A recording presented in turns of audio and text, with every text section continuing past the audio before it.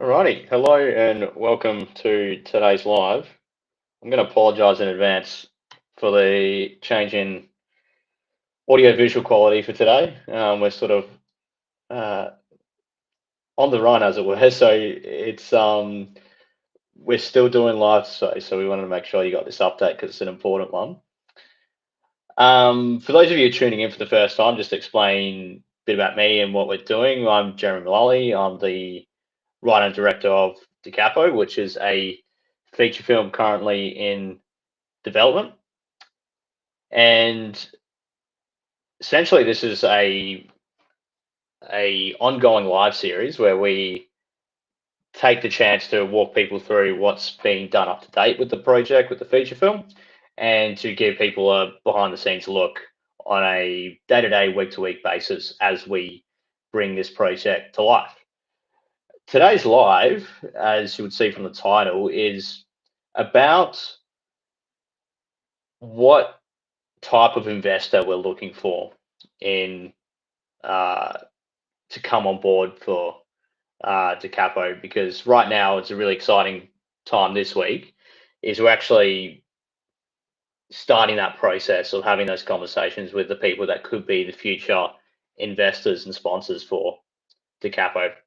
And I should actually just take a step back to explain the difference between those two things, because it is an important distinction.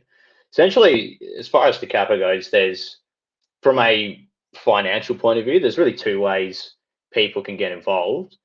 The first way is as an equity investor. So what you do is you're actually taking equity in the project, and then the revenue that we recover when we do sell film, the investor has a right to those to that revenue, or at least part of that revenue.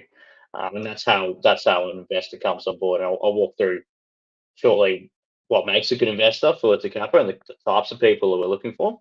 A sponsorship is slightly different. So a sponsor comes on board more from the point of view of a branding alignment would be the best description of it. So as an example, one of the key sponsorships we're looking for in the case of Capo, which includes Alexander, who's our main character. He's an aspiring pianist, and there's several scenes, of course, that feature pianos in this film. So a real obvious sponsorship alignment for us is aligning with a music-based company that sells pianos, just as an example. So that would give you kind of a picture of how sponsors could get involved.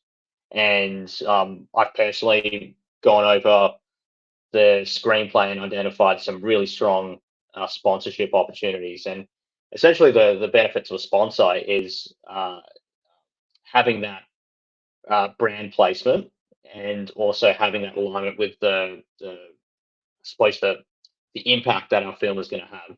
So we'll be having those conversations as well. But that being said, I've kind of already explained a little bit how a an ideal sponsor. I was giving some examples there, but let me just take a step back and talk about uh, what an ideal investor looks like, because it's something that um, and one of the reasons we started doing this live stream was to get the message out there and to make sure that more people were aware of this film and this project, and getting it in front of the right people, like, so allowing um, people to see that this film is happening and how we're putting it together, which is really important to us. And one of the challenges we realized last year was that although we had a good way of explaining what the film is, we didn't really have a good vehicle to do it. And that's one of the ways we're doing it.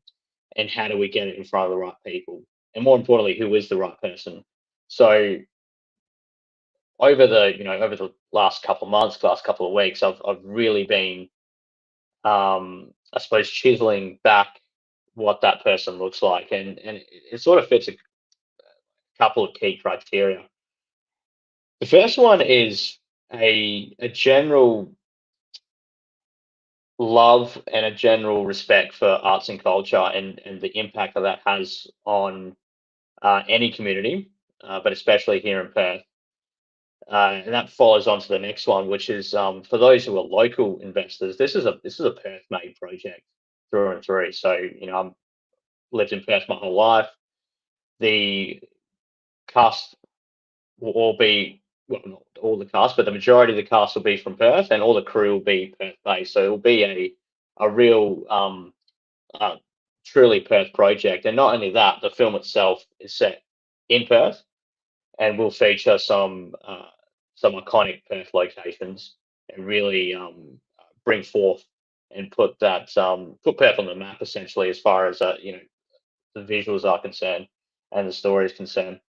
The third element is a obviously specifically I love the cinema is what we're looking for in a person, but a a recognition that this is a once in a lifetime opportunity for people. There's I always think back to when we were doing our last short film as an example, and me and my brother Nathan were making the film, and we invited our parents to the set on one of the last days we were shooting. And although they had seen us making some very guerrilla kind of films when we were kids, they were just astounded at the amount of people that were there, all on set, the actors, the crew, just to put together what was essentially a 20-minute film. And that was a short film, so you can imagine a feature film of this scope it will require a lot more cast and crew.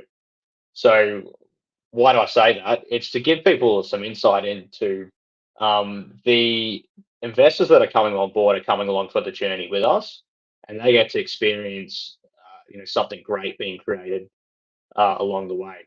And that's the type of person that we're really looking for. Um, so, I mean, you may be watching this. If you feel like you're that person, you're more than welcome to reach out. But more importantly, if you know someone who has this interest in supporting art and in taking part in Perth-made projects, then feel free to recommend they watch these lives and also reach out as well. But on that note, I will close off the live and thanks for watching. We'll be back with some more updates this week. Thanks very much.